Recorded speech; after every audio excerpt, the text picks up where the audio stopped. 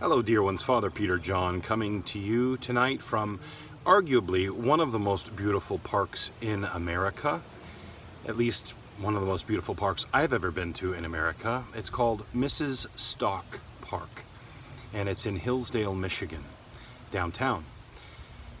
I was in this park today and looking at all of their fragrant flowers and the spices and all of the cedar trees, just more than you can count.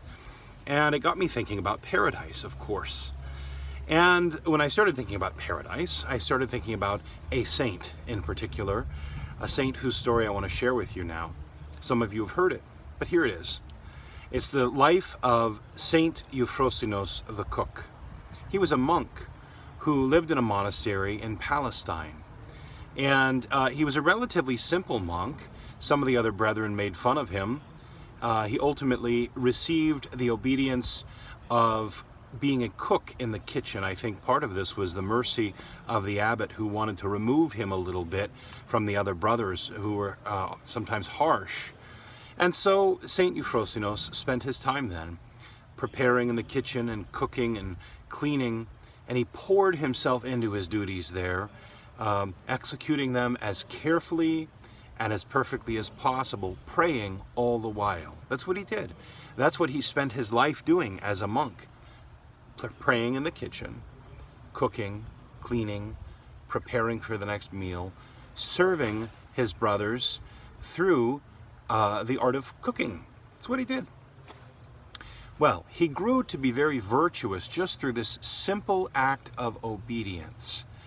And so one of the priests in the monastery really believed that Euphrosynos was a holy monk.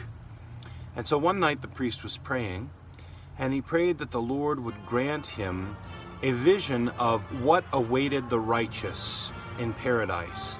And then the priest went to sleep. Well, in the night, he had a dream. And in the dream, he was in paradise.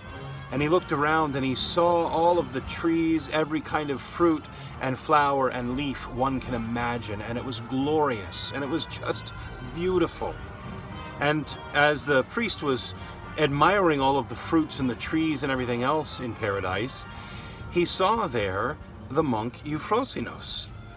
And so he was a little bit surprised, and he said, "Euphrosynos, what are you doing here?" And Euphrosynos said, "I'm here by God's grace."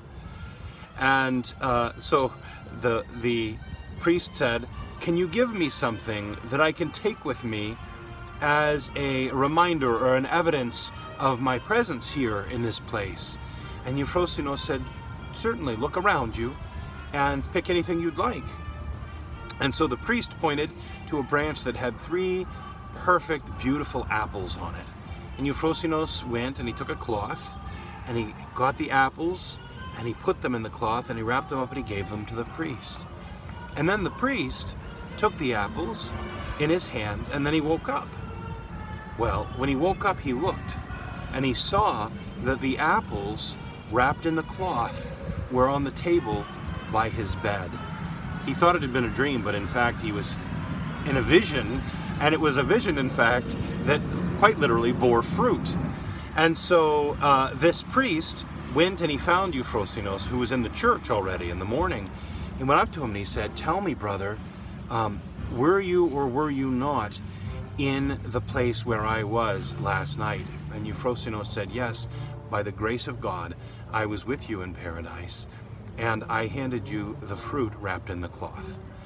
And so the priest left the church, and he went and he found all of the brothers, and he told them what had happened. And they realized, especially the ones who had kind of been harsh or teasing with Euphrosynos, they realized that they needed to go and make amends and apologize.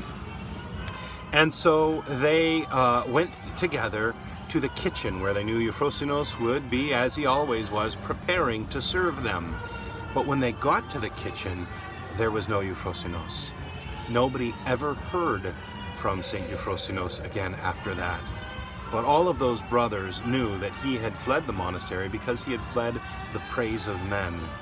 And he had gone off and lived somewhere by himself, presumably as a hermit, spending the rest of his days in prayer and contemplation, preparing himself to meet the Lord and to take up his habitation in paradise.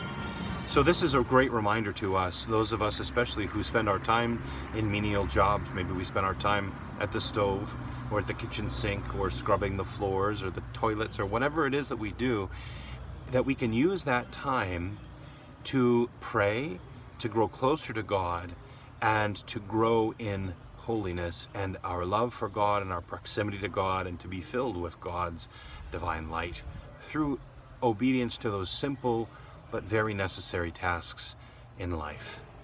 St. Euphrosynos, pray unto God for us. Christ is in our midst. He is and ever shall be.